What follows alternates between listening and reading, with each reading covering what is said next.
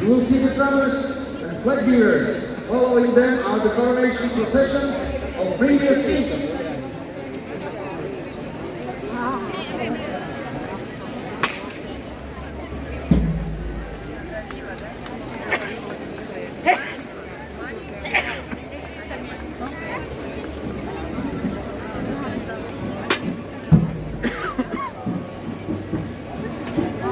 Забублюйте.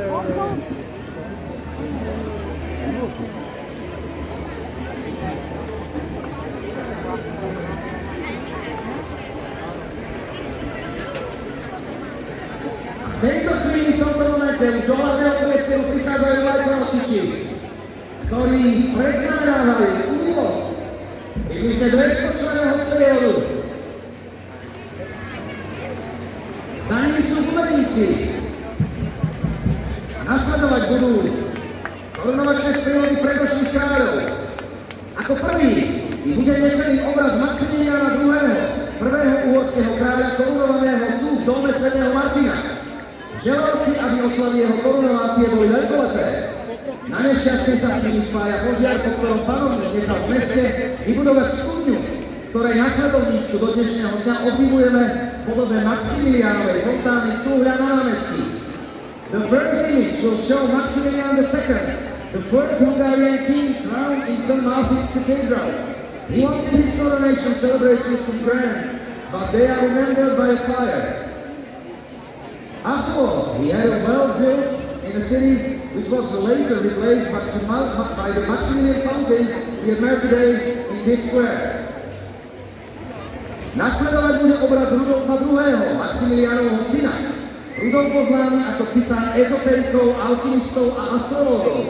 Vládol skôr svojim zbierkam, kuriózy a umeleckých predmetov, taktiež svojim záľubám a alchymistom, než svojim krajinám. Preslávila ho jeho veľkolepá zbierka obrazov a iných umeleckých artefaktov. O jeho slávnej galérii, ktorú však mal čest vidieť iba málo kto, sa hovorilo po celej Európe. Next is an image of Rudolf II, Maximilian's son.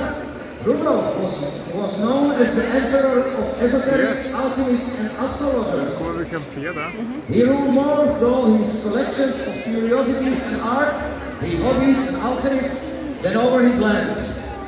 He was famous for his grand collection of paintings and other art, though only a few had the honor of seeing his famous gallery, which was talked about all over Europe. Rudolfova vláda nebola veľmi úspešná, preto sa ešte za jeho života dal korunovať za uhorského kráľa jeho mladší brat Matej II., ktorého portrét máme možnosť vidieť v ďalšej časti sprievodu. Súčasťou korunovačnej slávnosti tohto panovníka bolo tradičné rytierské súperenie, teda najmä súboje a ohňostroje. Na Dunaji sa dokonca uskutočnila aj hromadná námorná bitka. Korunovácia, ktorá v minulosti bývala vecou medzinárodnej reprezentácie, sa stala vecou uhorského národa. Jeho korunovácia bola menej okázalou aj kvôli tureckej hrozbe a nebezpečnosti povstania v radoch uhorskej šľachty. Rudolf reign was not very successful, so during his lifetime, his younger brother Matthias II was crowned king of Hungary. His portrait was featured later in the procession. Matthias coronated in coronation, including traditional knight duels, fireworks, and even a staged naval battle on venue. While coronations once represented international diplomacy, Matthias was more focused on the Hungarian people. It was less lavish due to the threat of the Turks and the risk of rebellion among the Hungarian nobility. Keďže Matej nemal deti, zo svojich príbuzných vybral toho, ale pod tlakom okolností a záujme vyriešenia veci vedel na taký kompromis pristúpiť. Since Matthias has no children, he chose a relative he considered a suitable successor, which was Ferdinand II. His life was marked by the outbreak of the Bohemian Revolt in 1618, the result of religious and social tensions in the Czech lands. Ferdinand is often seen as the puppet of his Jesuit confessors and staunch Catholic. However, his actions suggest he was a determined politician and strategist and Brity. Ktorý, od ktorého predčasnej smrti sa cesta na Habsburgskom otvorila jeho mladšiemu bratovi. After the disrule, Ferdinand III ascended the throne, inheriting primarily the ongoing conflicts of the 30-Year War, followed by Ferdinand IV. After his early death, the path to the Habsburg throne opened for his younger brother. Ďalším neseným portrétom je portrét Leopolda I. Leopold sa pôvodne pripravoval na útočnú bránu, avšak po nečakanej smrti staršieho brata sa mu otvorila cesta na trón. Nebol robeným bojovcom a nikdy nevedol vojska osobne. Napriek tomu, že počas jeho života hľadal riadeniu vojen. The next displayed portrait is Leopold I. Originally, Leopold had prepared for a religious career, but after the unexpected death of his older brother, the path of the throne opened for him. Although not a naturally political leader and never personally leading armies, he dedicated much of his life to managing wars. Na poslednom obraze nesenom je Jozef I. Habsburský, ktorý bol od narodenia predurčený za otcovho nástupcu. Jeho úvodcu korunovácie z roku 1687 sme si pripomenuli počas minuloročných korunovačných dní. The last displayed image is of Joseph I. of Habsburg. Pripravená už je církev, tak sa na ňu pozrime. Církev vo svojom najvyššom obsadení. My, kňazi, spovedníci, a však najmä jeho eminencia arcibiskup. Now, let's take a look at the church and its highest ranks. Monks, priests, confessors, and especially His Eminence, the Archbishop.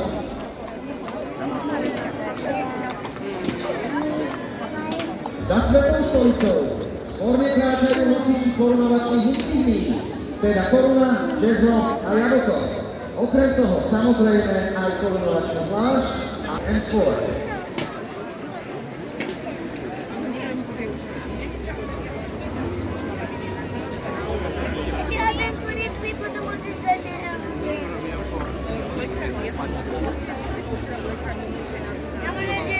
Je obľúbené vsevenčenstvo Karol III so svojím dvorom.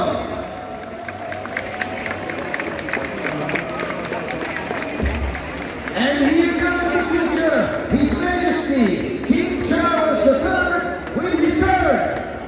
Get up! Get up! Get up!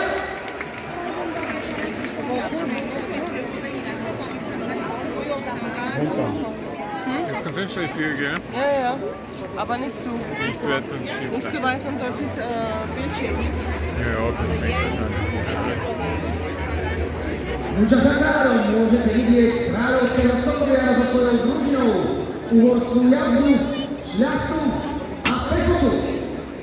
And behind the king, you can see the royal falconer with his retinue, the Hungarian cavalry, nobility, and infantry. Cool, oder? Jetzt gibt es denen Hasis. Ja, habe ich auch schon gedacht.